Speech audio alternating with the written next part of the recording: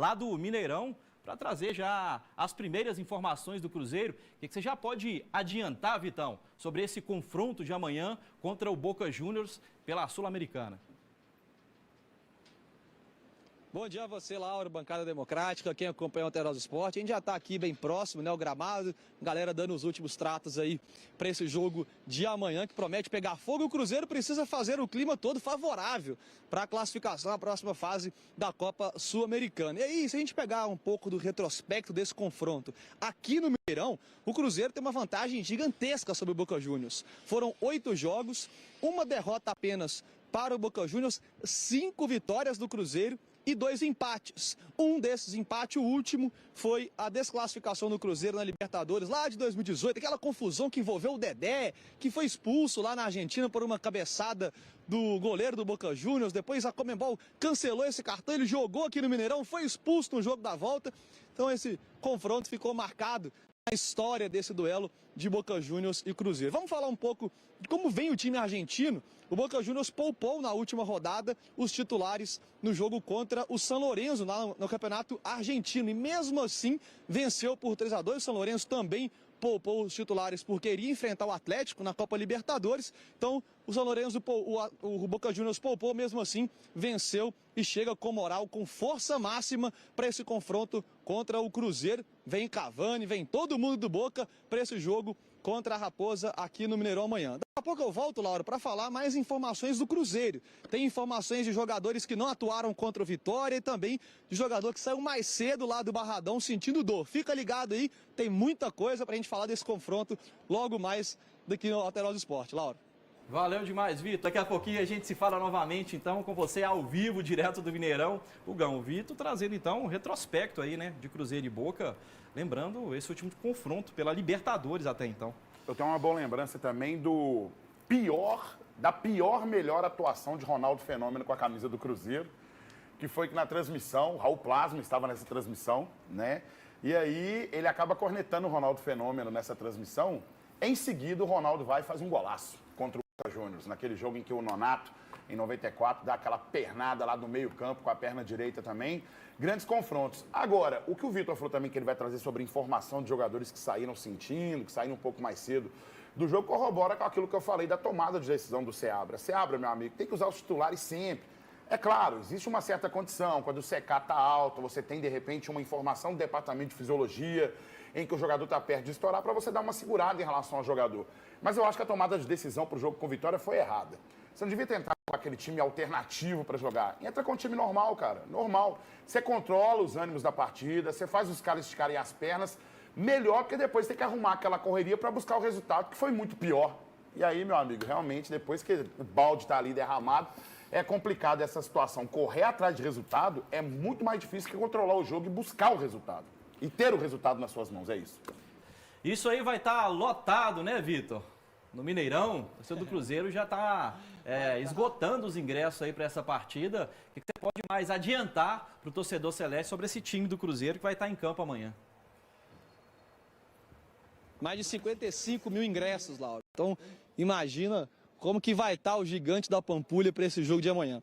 Vamos falar desse time, como você bem disse agora. O Cruzeiro fez a primeira atividade para esse jogo contra o Boca Juniors, ainda lá em Salvador, um dia depois da partida contra o Vitória, no CT do Vitória. E aí, duas informações importantes para o torcedor do Cruzeiro. A primeira é quanto ao William, que foi só poupado dessa partida contra a equipe do Vitória, também o Lautaro Dias, porque ele sentiu uma dor no tornozelo, foi poupado dessa partida, mas os dois treinaram normalmente com o grupo, como eu disse, lá no CT do Vitória. Uma outra informação importante é quanto ao Barreal, que sentiu dores no tornozelo, foi substituído no jogo da segunda-feira, e aí eu consultei uma fonte ligada ao clube para saber como que está a situação do Barreal. Ele fez uma atividade lá em Salvador, física separada, como todo o grupo que foi titular. O restante do elenco foi para campo, então ele não treinou com bola, assim como todos os titulares. Nessa atividade de hoje, às 4 horas da tarde, que é quando o Cruzeiro fecha a preparação para o jogo contra o Boca Juniors, a expectativa é de que ele treine normalmente com o grupo. Obviamente vai ser vai passar por avaliações do departamento médico, mas a expectativa é de que realmente ele treine. Vamos ver como que vai ser essa atividade de hoje para encerrar para esse jogo que promete ser tenso e decisivo, obviamente, para o Cruzeiro aqui no Gigante da Pampulha. Laura. Valeu, Vitor. Muito obrigado. Bom resto de trabalho para você aí. Bom retorno à TV Alterosa. Hugão, feliz com as notícias? Acho que o Barreal realmente não é preocupante. Acho que ele entra, já vai como titular para o jogo contra o Boca Juniors. Acho que para ele não tem dúvida em relação a isso.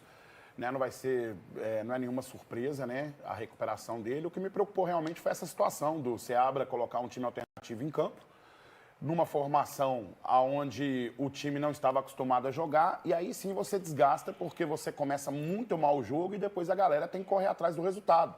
É isso que eu fico preocupado. Quando eu falo com a galera assim, eu respeito, tá, gente? Porque, obviamente, são as pessoas que trabalham na área da saúde, que recebem por isso, se prepararam para isso, que podem dar uma melhor opinião e também um melhor diagnóstico sobre tudo isso. Mas é necessário que a gente respeite assim, o departamento de fisiologia, mas o máximo que você puder manter a sua formação ideal e titular em campo, você encontra um entrosamento ideal e você faz com que o time também entregue qualidade em campo. É muito mais difícil, não vou cansar de falar isso, é muito mais difícil você correr atrás de um resultado que está perdido do que você controlar um jogo e construir um resultado. Então fica aí a dica aí para o Seabra. Acho que a tomada de decisão da escalação do jogo contra o Vitória pode influenciar diretamente no jogo contra o Boca. Mas vamos para cima e vamos confiar no nosso Cruzeiro. O Dida foi o melhor que eu vi. O melhor que eu vi. Opinião, tá, gente? O melhor que eu vi. Mas o maior na história do Cruzeiro é o Fábio. Não tem que discutir. Ele já sofreu 99 gols do Atlético. Sábado pode ser o 100º. Amiguinho, você lembra? O Fábio esteve perto do América, né? Antes de fechar com o Fluminense. Só respondendo. Saudades que a gente não viveu, né? Só respondendo, também é o jogador que mais venceu o Atlético em confrontos diretos também. Isso é gol de costas, gol de chapéu, gol de todo jeito. Mais Vocês fácil foram na tomar um gol de expectativa costas naquela que época, 2-5 de frente, né, irmão? Mais ou menos. Naquela época eu tava preferindo o Jailson, porque esse negócio dele sair do Cruzeiro e tal, mas hoje em dia eu fico assim, poxa, Preferiu o Jailson que o Fábio? que saudade do que a gente não viveu. É sobre ele era isso, um gente. ídolo Olha lá, do tá vendo? O Cruzeiro, cara né? conectou o Fábio, mas já tá ali falando, né? Ó, tá vendo só? Mas ele é um grande goleiro. É aquela paixão. Eu vou falar que o reprimida. Fábio é ruim. Eu vou falar que o Fábio é ruim, eu tenho que falar Fala de assim, futebol o Fábio aqui. é um monstro. Fala, o Fábio é O um monstro. Fábio é um bom goleiro mesmo Monstro. com 43, Fala que é um monstro, 42, 43 anos. 43. Eu não vou mentir pro pessoal de casa. Fala que é um monstro. O problema é que ele tremia quando viu o Atlético. Era engraçado, porque sempre que ele tomava um gol, ele ficava caidão assim. O cara que mais ganhou do Atlético na história. Ou eu tô mentindo ou você joga no Google aí, irmão. 2 burdoadas de 5 no Atlético. Então, e ele é tão assim que ele falou assim, ó, o 6 eu não vou jogar, não. 6 eu não vou jogar, não. Joga outro aí no 6 final da aí, Copa do velho. Brasil, Meteu que ele 2 tomou banho e de ficou com 5, a velho. bochechinha. 2 de 5, no centenário dele, viu?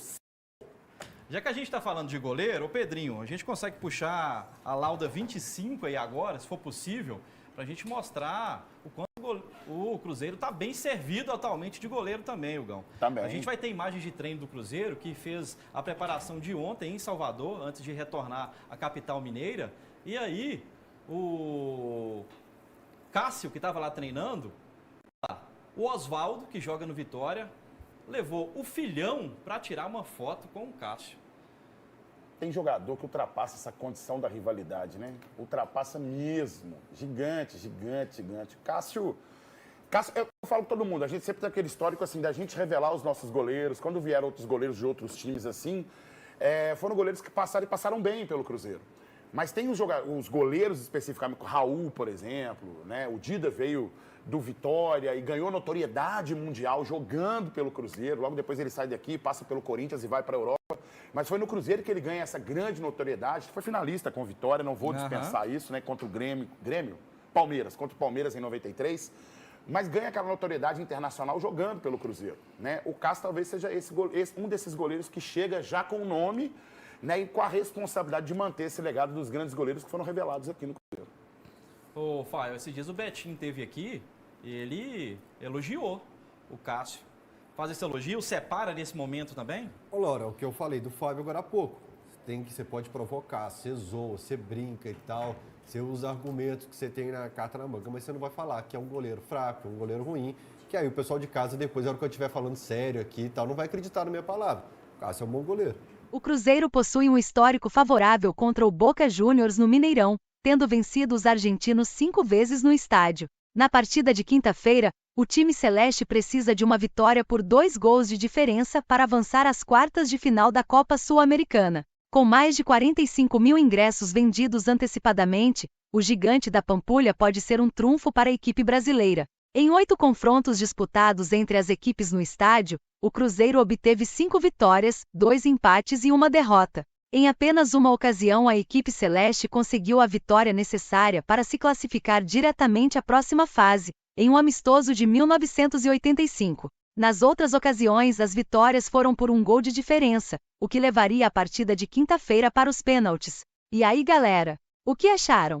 Deixe nos comentários. Não se esqueçam de deixar o like e de se inscreverem no canal e ativar o sininho para receber as notificações. Até mais, Nação Celeste! Vamos pra frente!